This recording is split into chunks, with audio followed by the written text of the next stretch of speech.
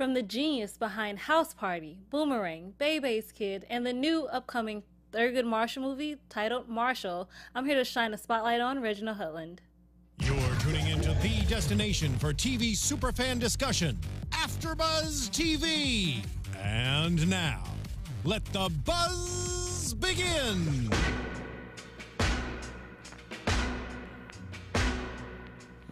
You can have all the money in your hands, all the possessions anyone can ever have, but it's all worthless treasure. True worth is only measured. Hey guys, I am Chae Jones, and that song playing behind me is called Stand Up For Something. It's going to be in the new Marshall movie, and guys, you don't feel it? You're feeling it now because it's powerful. You can find me at Real Chae Jones on Twitter and Instagram, and I am here with Reginald Hudlin, the director of Marshall. How are you doing today? I'm doing fantastic. You want to tell the people where they can find you? Yeah, you can find me on Twitter at RegHud, REGHUD. I'm also on Facebook, on Instagram, you know, the usual suspects. Well, guys, what is so interesting about this interview is because Mr. Reginald Hudlin grew up where I grew up, in a small town called East St. Louis, Illinois, and that is a small little blip in Illinois that most people don't know about because they assume it's in St. Louis, Missouri. Yeah, it's, you know, there's St. Louis, Missouri, there's East St. Louis, Illinois, Yeah. right? We're separated by the Mississippi River, two different states. Missouri was a slave state, Illinois is a free state. Yeah. So everything goes off of that.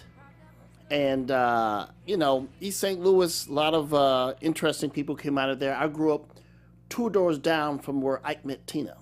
Yeah, you said it's 2 doors down from I Met Tina, and then another 2 doors down from a gospel singer. Yeah, Brother Joe May. Which you said was like being 2 doors from heaven and hell. Yes. So I kind of want to elaborate on. I understand why you said that, but for people who don't, right? You know, well, we're gonna elaborate on it a little bit. I mean, you got Ike, you got rock and roll. Some people take that as, you know, satanic or edgy or whatever. Then you have Brother Joe May, big gospel singer, so, you know, he's heavenly. Brother Joe May used to tour with Reverend C.L. Franklin, who was a big minister out of Detroit. And a lot of people know Reverend C.L. Franklin's daughter, Aretha.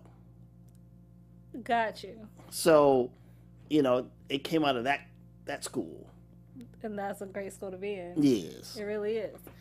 You went to, you know, Catherine Dunham Center when that was still up and running. And it was an amazing center for the arts and just art, giving arts back to the community and giving arts back to the youth. Yeah. It started in the 1960s. Obviously, you have all the riots breaking out, right? The Detroit riots, the Watts riots. So the people in East St. Louis were looking at our town like, well, clearly there's going to be a riot here. You got a bunch of angry young black folk frustrated by the lack of opportunities that society was giving them. And in fact, my own brother was, you know, gave a speech in front of his class at school, and he was talking to the authorities in the school system and said, look, we really hope you guys can figure out a solution to address our needs, because if you don't, we have a solution. And then he lit a match. Wow. So that's how they were getting down in East St. Louis. So they said, well, maybe we should invest some money before the riot starts. So they brought in Catherine Dunham. Catherine Dunham, most folks don't know about, one of the most amazing people in American history. She was an anthropology major, right? So she's studying all these different cultures around the world, but she's also a dancer. Yeah. So, you know, she went to Haiti and became initiated in the voodoo ceremony so she could authentically learn the dances of that culture. Then she ends up in Hollywood. She's starring in Hollywood movies in the 1940s. She's traveling around the world with her dance troupe. All kind of famous dancers are with her, like Eartha Kitt, who we were just mentioning earlier. You know, all kinds of amazing people are studying with her. Marlon Brando. You just like, as soon as you say it, you're just like, oh, that on the waterfront. That's all I got. Right, exactly. So she's just traveling with all these amazing celebrities, literally royalty around the world, all this stuff. She's in her 50s. She's got this academic training. She has a PhD. She's got this amazing performance background in stage, screen. And they say, look, we want you to come in and figure out how to calm these young black people down because they're getting ready to set it off. They're getting ready to just light the whole thing up. So she goes there and she says, well, let's drive me around. Let me see the town. So when she's first there, she's driving around the city and she sees this young brother getting arrested by the cops. So she says, oh, pull over, pull over. And no, we want to finish giving you the tour. No, I want to see what's going on with this cat getting arrested. So she stops and she starts asking the cops why they're arresting him. And they don't like her attitude, so she ends up getting arrested. You can do that? So it happens. I guess, I mean, like back in the day, like I still have no, that today, happens actually. today, yes. So, like, let's be real. Right. You're asking too many questions, and that was even before video. So anyway, so she gets arrested, which is the best thing to happen for her street cred. They're like, yo, Miss Dunham got arrested looking out for young brother man. And the cat who was getting arrested was in a street gang. And he was so moved by what she had done that he joined her dance troupe and became a professional dancer. Wow. So anyway, so she said, look, it's not just giving these kids a little Band-Aid of some little arts classes. We're going to have some college prep classes. And we're going to bring martial artists from Asia and Brazil. We're going to bring in master drummers from Senegal. We're going to bring in all these young professors and writers to come teach these kids who are getting bad grades, not because they're not smart, is because people have such terrible expectations of them, so those expectations are getting met. So, like this guy, one of the drummers from Senegal, he was there with his kids, and one of them was Akon. You just, okay. Well, yeah, these are things about your hometown you didn't know. I never knew. Right.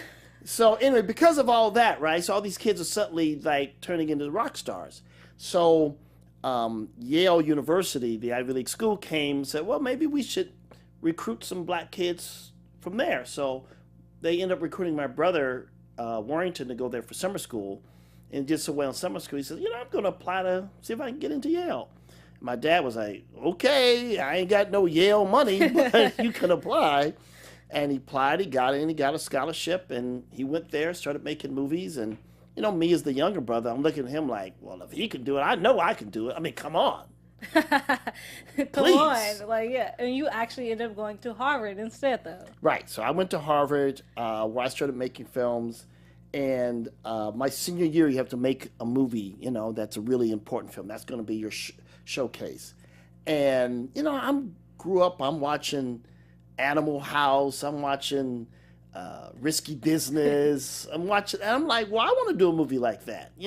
We don't necessarily always have to make movies where it's the Clint Finch, white man oppressing me. Can we just make a movie about our lives? And a fun part about our lives, too. Right. So I made House Party. I mean, first I made a 20-minute version, yes, which then people in Hollywood saw, and then they gave me the money to make the feature film version. And that was the start of my career. And House Party, still to this day, like, who has ever seen House Party knows exactly what it is. And, like, they want House Parties back. Yes. And that was this young brother who goes to my barbershop, he came up to me one day and says, man, your movie ruined my life. I'm like, what do you mean? He said, I grew up watching House Party, and I thought, well, I'm going to go to parties like that. But they don't do parties like that anymore. No one just goes and has fun and laughs and, fun music and, the clothes. And so he's just frustrated. I could see that in certain ways, because, like, House Party, like, it was something about 90s movies, no matter what 90s movie it is, but especially House Party, that just made you want to keep that. You don't want to lose it. Mm-hmm. Well, part of it, a movie like House Party, that's made out of love. Because I loved growing up in East St. Louis. And, my brother gave me a diary, and I would just write down stuff that I thought was cool. And so when I made the movie, I just went through my diary, and I just said, oh, that moment, and that moment, and that moment, and just build a plot around it. Yeah. Like, when you first did House Party, were Kid and Play attached already, or did you know, were involved in casting that way? Because you also filmed it with your brother.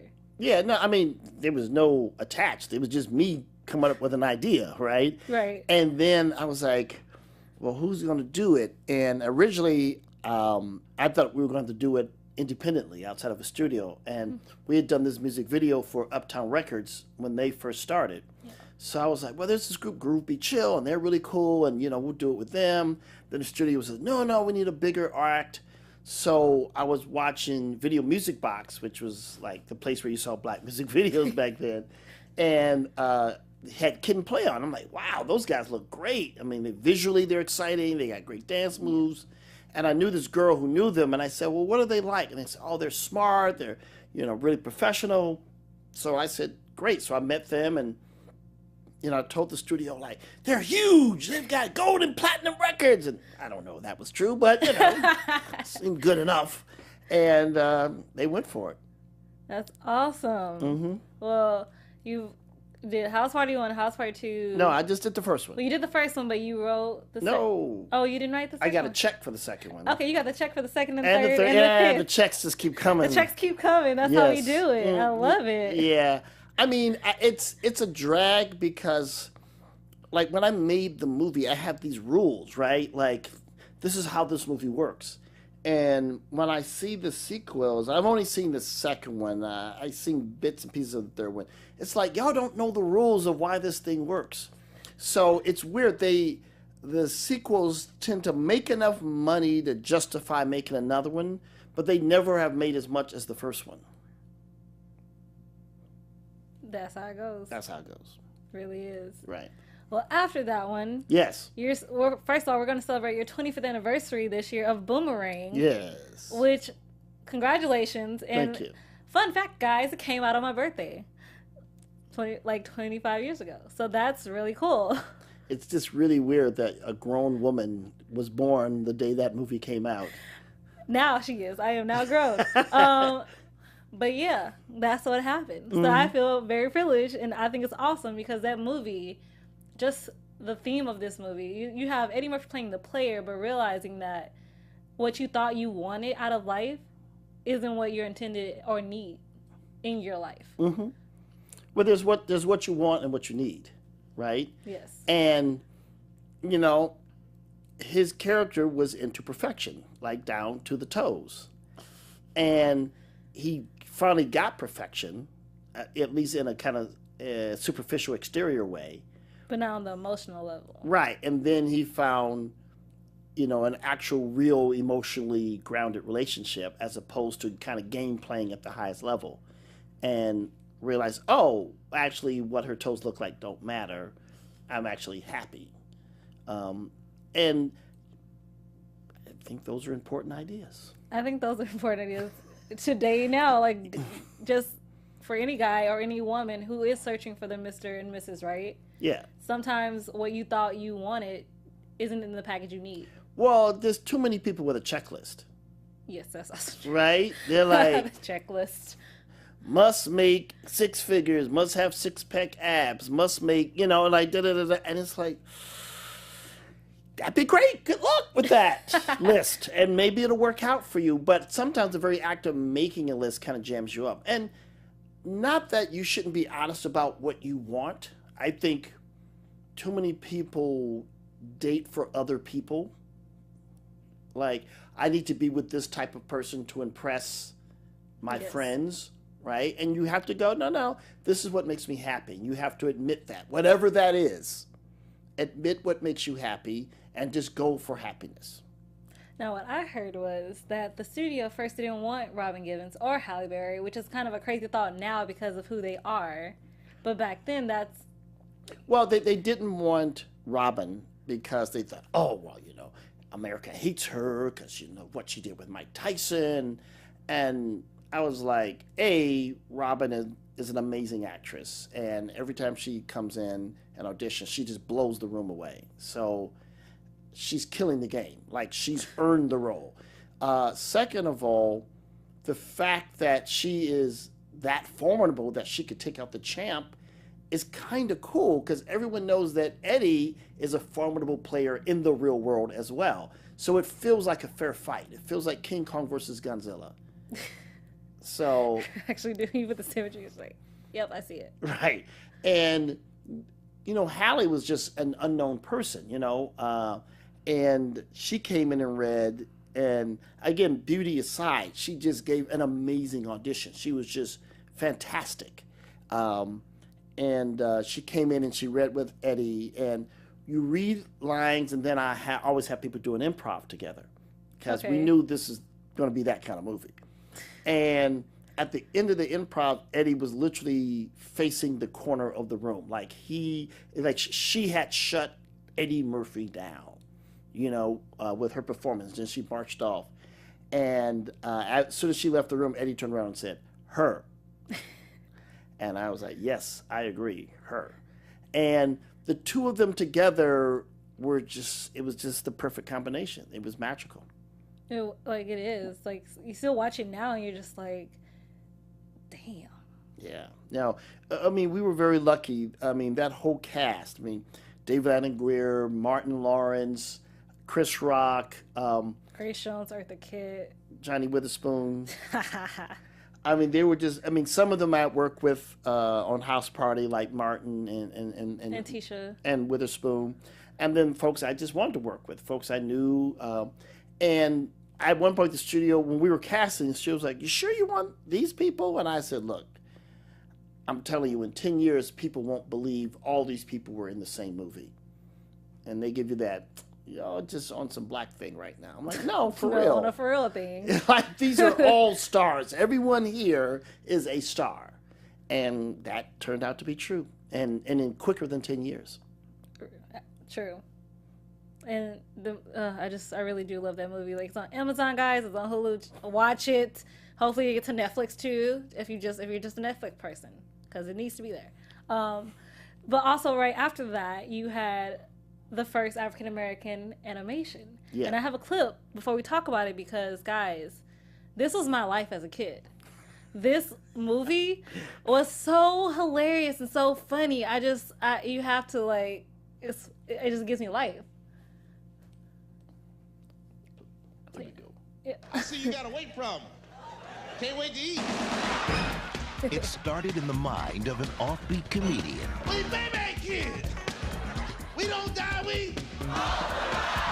It grew into the animated world of Bebe's Kids. I knew she was trouble. I should have known it when I met her. It was at a funeral. Who's that girl in that black dress? Woo! She's so fine, make me want to get a job.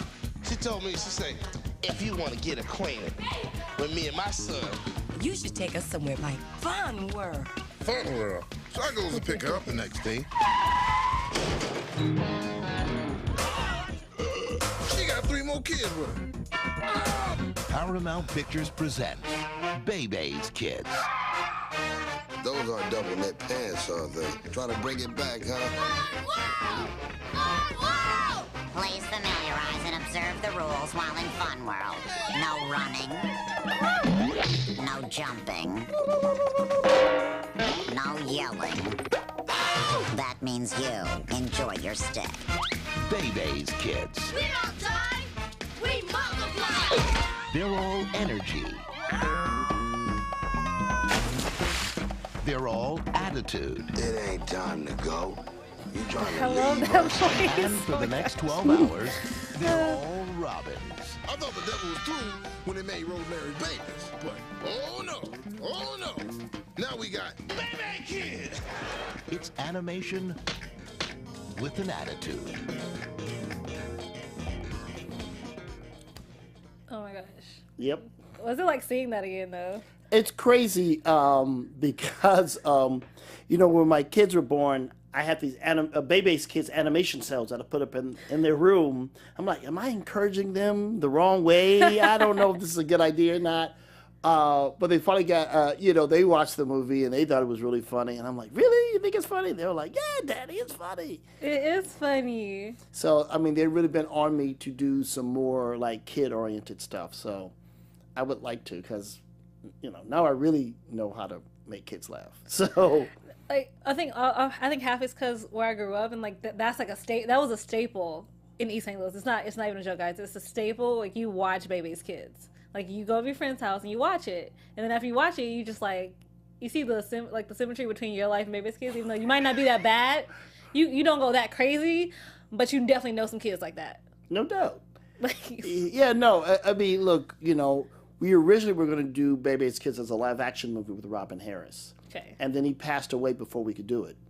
And I just said, God, you know, we just really got to keep the spirit of Robin Harris alive. So, fortunately, Faison Love, who's now, again, a big star in his own right, could do the perfect imitation of Robin Harris. That is seriously the perfect imitation. Perfect. So we were like, okay, let's do it.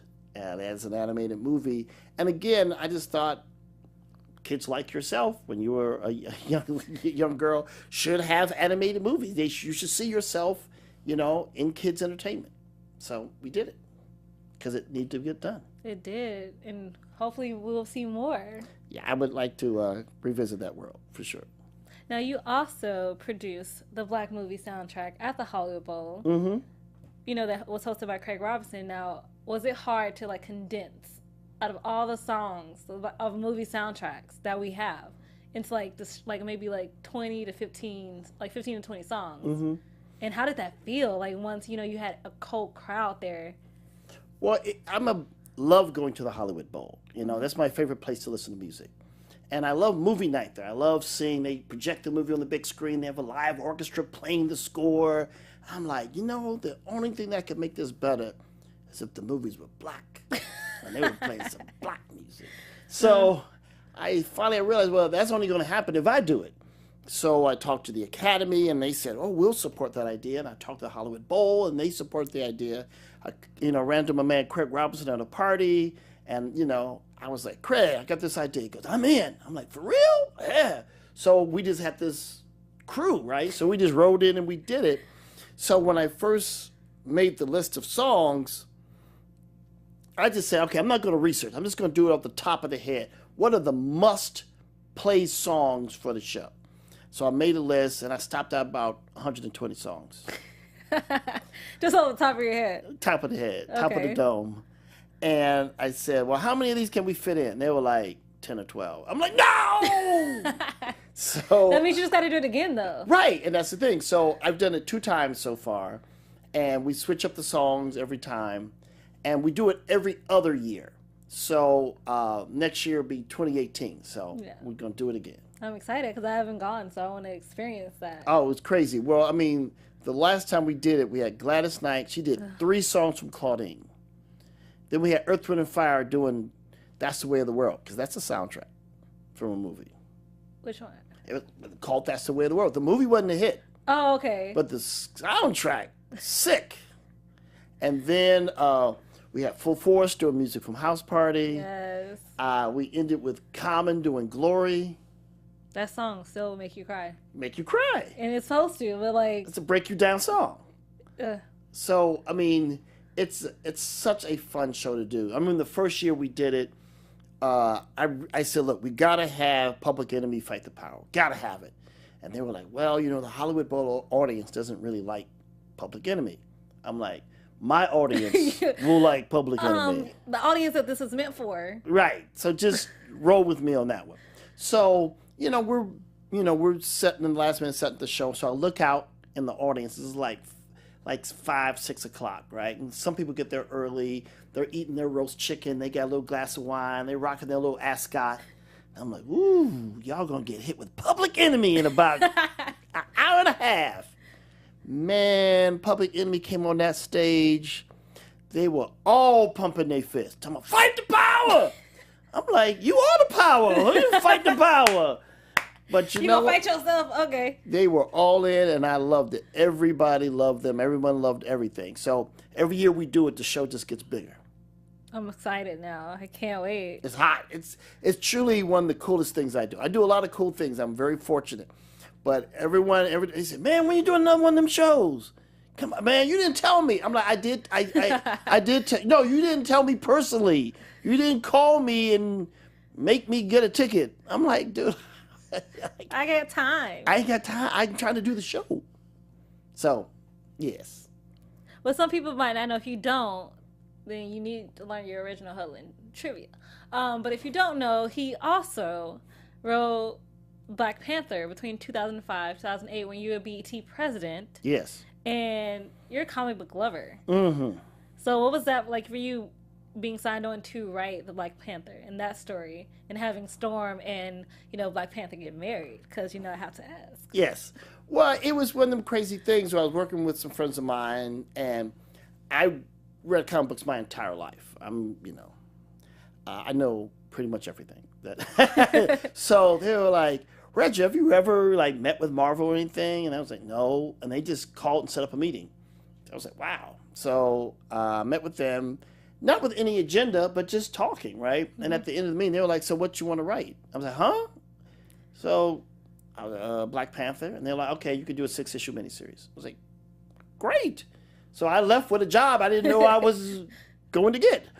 And I was like, wow, I love Black Panther. And I'm just going to write the Black Panther story that anyone can read, right? You don't have to read comic books for 30 years. If you don't know anything about the character, you can just pick up my book and you learn everything you need to know.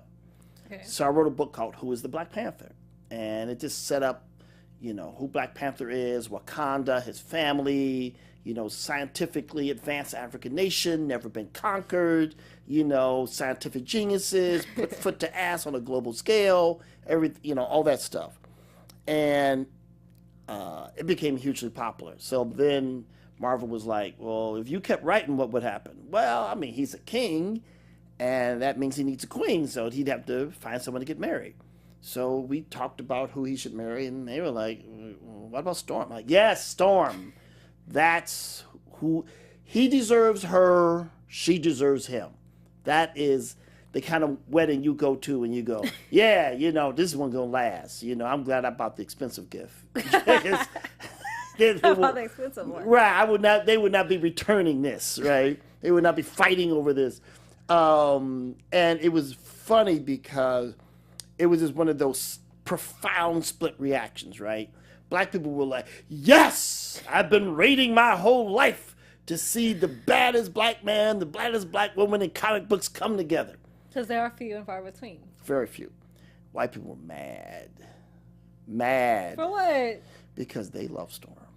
Right. And they did not want to have their fantasy broken by having to hook up with some black dude. He's a king. He has money. What's your problem? But they were like, well, Storm's a more popular character, and she should be with, Wolverine. And I'm like, no. The African king and the African queen should be together. That would be the natural fit. And I totally agree. So, there you go. Speaking about Black Panther. Yes. Because I want to segue it. Yes. It's the fact that for your new movie, Marshall. Yes. You actually have the Black Panther himself. Yes. Playing Marshall. Yes. So, there's a couple questions I have because there's so much to talk about. At first, why did somebody bring Marshall to you? Mm-hmm.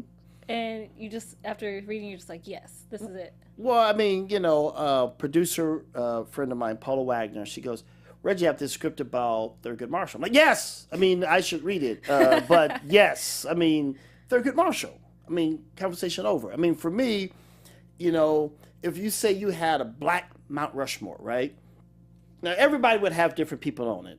True. For me, Harriet Tubman, Martin Luther King, Malcolm X, Thurgood Marshall.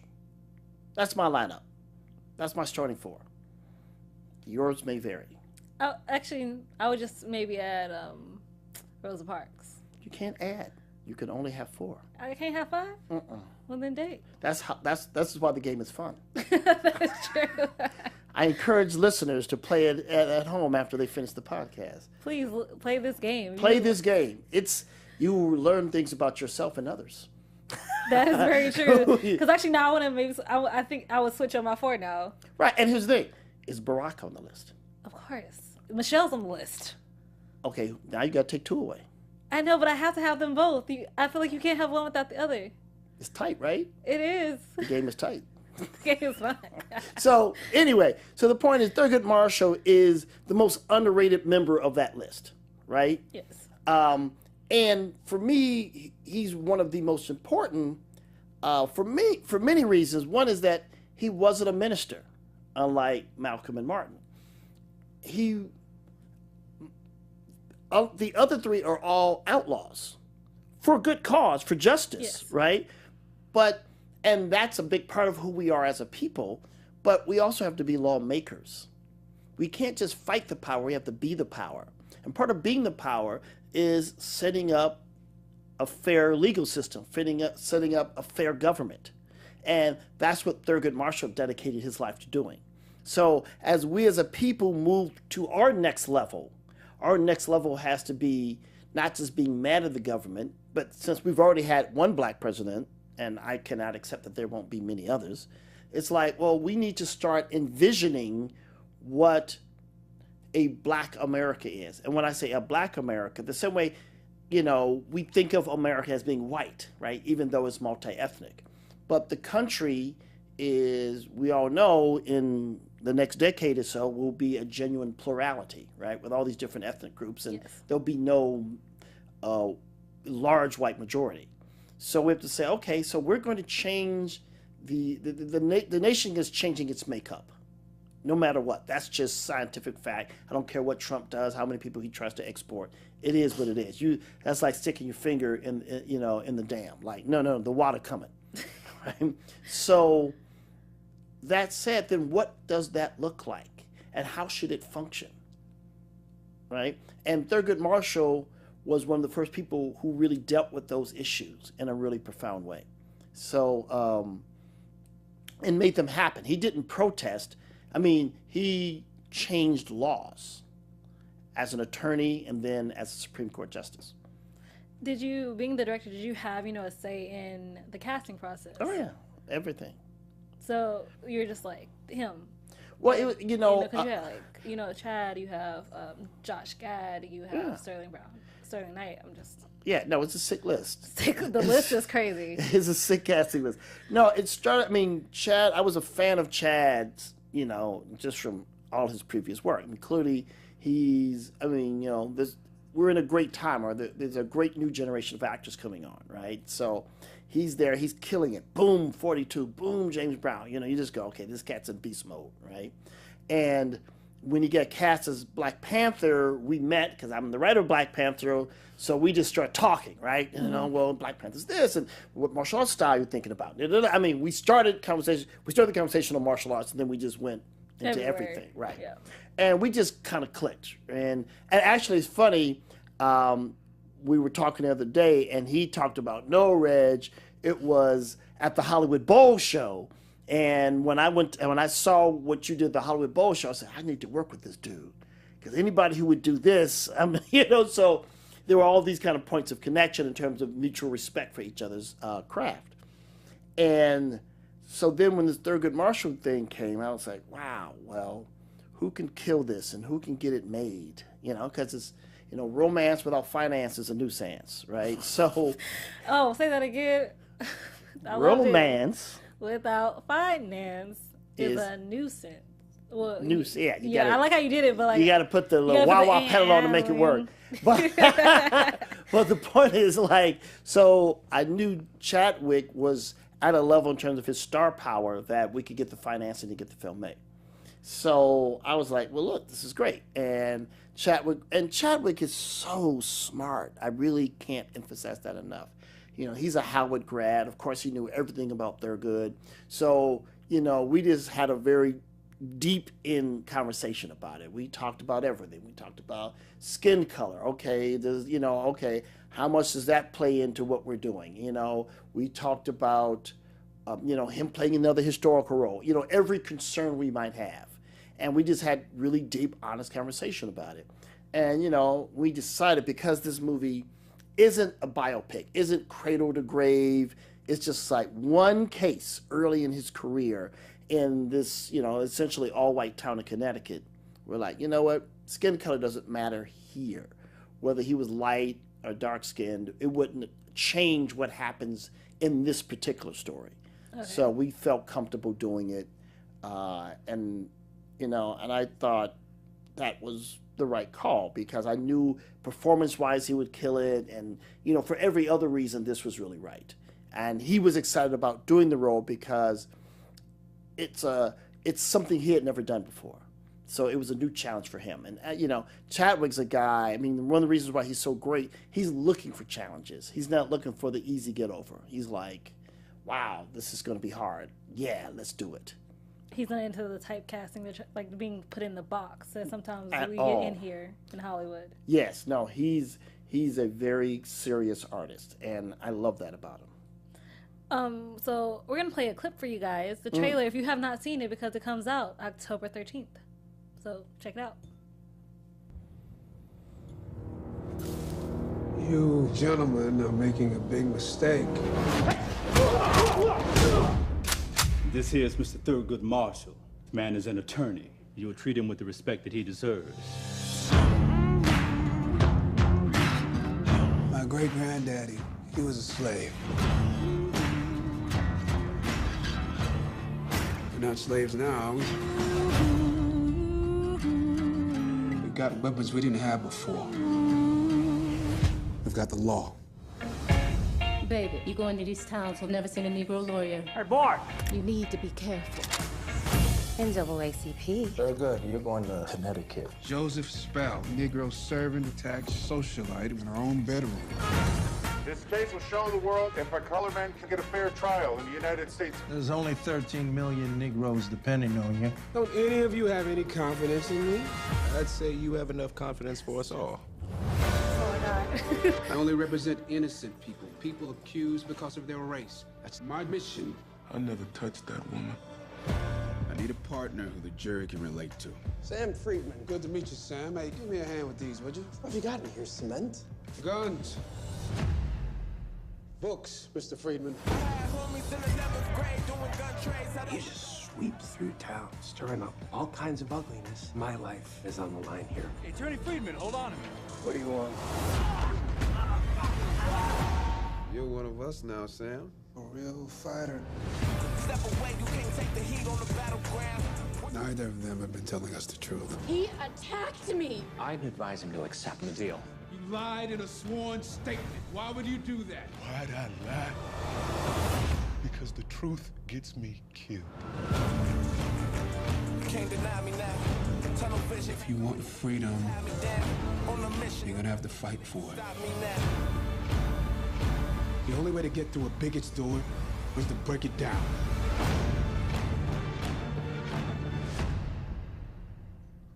I love that scene. You can't stop me. So much. I put my hands up because, yes, you better drink out the white only. Go ahead. I was like, that's a ballsy move, regardless. Yeah. Especially in the 60s. Right, and that was the thing about Thurgood. I mean, Thurgood, young, because people used to sing, you know, older Thurgood Marshall, right, on the bench, you know, and it's like, you see pictures of young Thurgood, crazy swag. I mean, you know, and again, he's not a minister. He's smoking, he's drinking, you know, he was that dude, you know, he had jokes, and I just thought, I want people to see a different face for the civil rights movement, a different kind of guy, and what I really appreciate is when people see the movie, they go, I can relate to him. I could be him, which is the point. You know, I'm not putting a perfect person up on a pedestal. I'm putting a real dude up there that you could be. And that's what we need more in today's society. That's for sure. Yeah, because if there's anything the last election proved is that anything can happen. That is true. So, I mean, you know, people go, well, it's like, yeah, that applies to you too. Like, you can do anything. So, for projects, you know, that people pitch to you, what meets your eye? Like, what catches your eye? The thing that you look for in that next project you want to put your name next to? Well, I mean, the first simple thing, literally, is like, is it good? Meaning, is it well written? You know, is it well crafted? Because so many people don't spend enough time on their craft. And you go, and you know, you get these phone calls, people say, I got an idea, I just need you to write it down. You got a pencil? Why don't you write your own idea down? And why don't you show your little idea to everyone you know? And once everyone you know and everyone they know thinks it's a good idea, Then you try to set it up. So there's that basic level, right? And then past that, there's things where you go, okay, well, does this resonate with me? Does this speak to something that I want to say as an artist? You know, if it meets those two criteria, then you just after that, you just go for it. So you have a project coming up that I found interesting because it's an untitled Reginald Hudlin story, a story about you. Am I correct? Mm-mm. Oh, the 9DB Lies, apparently. Oh, yeah. Don't go by IMDb. well, aren't you doing the Showtime at the Apollo? Yes, I am doing. So they lie, but like. Yeah, it's very funny because what's crazy about IMDb is like, I'll go in and try to correct them. And they go, no, you're not a verifiable source. I'm like, it's me. It's my life. And they won't accept information from me. We literally went in and like we cleaned up most of Wikipedia. It's not 100% accurate, but at least it's more accurate than it was when it was completely inaccurate. But I have my own website. I built my own website just so everybody knows. Like, here's the actual truth about what I've made and not made. Because people give me credit for things I didn't work on, and then they don't give me credit for things I did work on. So, like, can there be one verifiable source of information about me? So I built HudlinEntertainment.com just for that. There's other stuff on there too. It's a fun place, but like just to keep the record straight. Well, let's just say if there was a Reginald Hudlin story, who would you want to play you? I can't. I can't live like, huh? Why would there? That's for my son or daughter to make that movie. That's not for me. I like that though. So Showtime at the Apollo. Yeah. 2018, executive producer. Yeah. So can you tell us a little bit? And obviously it's gonna be at the Apollo, but what's the meat in it? Well, it's interesting because Showtime at the Apollo was the original talent contest show, right? And all these other shows, American Idol, The Voice, they're all America's Got Talent. They all are trying to be the Apollo, right? And some of those people who work on the show, when you work on those, they'll go, no, the Apollo did it like this. We got to do it like this. So, I mean, they're very clear about where the roots are. So the idea is, let's bring back the originator, and it was a great show when it was on back in the day, late night. But now, we have the resources to really ramp it way, way up. So we've got great singers, we got great comedians, we got great, magic acts, crazy dance acts, every kind of entertainer from all over the world. We got people literally from all over the world who come because they all know the Apollo's the Apollo. Like, if I can make it here, you can make it anywhere. Right. So folks come to the Apollo because they want the competition. There are people who pass on some of those other shows. They're like, no, we turned down those other shows. We got to do the Apollo because that's the real. That is true. Because the Apollo has the most ruthless audience in the world. And that's why the show's fun. And the hook is fun too. It's like, we don't got 3 judges. We got 1,500 judges. And they will brick you. They literally throw pennies at people. Seriously? I've only, I think I just ever saw the hook. Yeah, the Sandman. Now, the Sandman would come up with his hook, and he would drag you off. But that's after you get humiliated by the audience booing the hell out you. And yes, our sister's cat, he just wouldn't stop singing, right? All this, boo, get off the stage. They got this little move right here, right? You got to go to the left. Right. And then he was like, oh, what just hit me in the forehead? Then he feel a little trickle of blood going down if somebody threw a nickel. Wow. So, come correct or don't come at all. Those are the rules of the game. That's the rules of the game. And let's be real. The booze is as fun as the super talents. It's like, I love seeing some unknown, shy, insecure person get up and they just rip the roof off. And you're like, yeah! And then you see somebody come out all cocky like, I got this. and then they just tear their jaws, and then they just get crushed. That's satisfying in its own special way. For the people watching, of course. Yeah, and then we'll have guest stars. You know, we have legends from the Apollo coming back and performing. Nice. You know, musicians, comedians, all kind of folks. So it's just, you know what it is? It's funny because we did a special last year, just kind of a test run of it. And I watched it with my family. I was like, you know, we're all having a good time here. Like, you know, and that's a rare thing. You can watch a show that everybody likes. That is rare. Well, we love rare things, and we can't wait to see what more you have coming up next with the Marshall and the Apollo, guys. You have to check out Marshall in theaters nationwide, October 13th. You want to tell them where they can find you one last time? Oh, actually, there's another thing I just did. I have a new comic book that came out this week. You did? Yeah. What's it called? It's kind of a long title. Okay. It's called The Black Racer versus Shiloh Norman. And there's this cat named Jack Kirby. Right. Who's kind of the genius of geniuses. What Miles Davis is the music, Jack Kirby is the comic books. Right? He's the greatest who ever did it. Best who ever did it. So this year, this month, is his 100th birthday. So they hired different creative teams to, you know, do a story based on some of his classic characters. So we were at DC Comics, me and my partner Dennis Cowan, meeting about something else, and they said, hey, do you want to do one of these Kirby books? And Dennis was like, yeah. I'm like, you just volunteered. You didn't even ask me. So what's the story? And there's Kirby's created 1 million great characters, right? Mm-hmm. You know, there would not be comic books if you're not for Jack Kirby. So here's a character called the Black Racer, who's basically death personified, and he flies after you. And then he has another character called Mr. Miracle, who's the world's greatest escape artist. So basically... You put the escape artist... versus death. Dang, that's good. It's so dope! It's great because it came out, what's the day? Thursday? It came out yesterday. And people are like, oh my God, Reggie, this is the best of the tribute books. Oh my God, this is a crazy story. People are just really hyped. It was fun to write. It's fun to see people react to it. It's fun to do another comic book. I can't actually wait I want to read that. I want to know if the escape artist can escape death like that. Just that concept is just like dope. Like I want to read it. Seriously, I'm excited now. Yeah, it's bananas. It's bananas. So I was like, hey, wait a minute, let's talk about everything.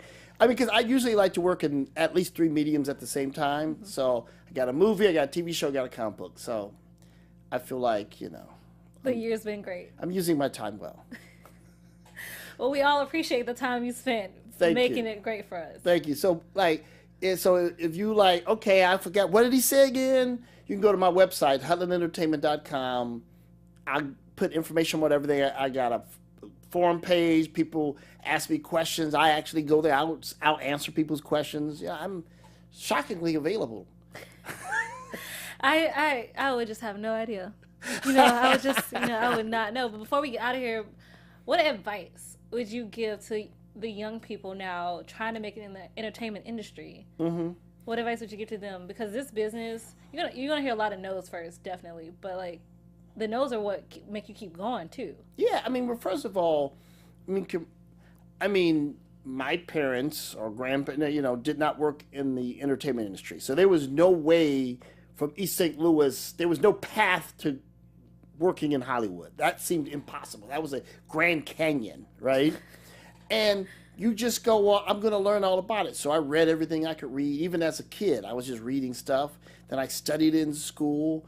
And then even after I graduated, I started reading Variety, like the trade magazines. I could not understand a word in there. I said, I'm just going to read this every week until it starts to make sense to me. And nowadays, there's so much information on your phone that there's no excuse. You can see classic movies. You can have tutorials in filmmaking. There is an incredible amount of information available to you for free. You're already paying for your phone bill. So you just need to maximize the fire hose of information available to you there. So there's really no excuse. And then, get out of your little circle and find people doing what you want to do in theater, in you know, in anywhere. You can shoot a movie on your iPhone. So just do it on whatever level you can do it. You write a play, shoot a TV commercial, you know, act in a whatever. Just do it until you're good at it, and then keep doing it until you're better, and then keep doing it until you're great. But just exercise the muscle. Exercise the muscle, guys. That is the lesson of the day. I am Chae Jones. You can find me at Real Chae Jones on Twitter and Instagram. And this has been an amazing spotlight on with Mr. Reginald Hudlin. Thank you. Hey, October 13th, Marshall in theaters. Show up. Bring your mama. Bring your church group. Bring your classmates in school.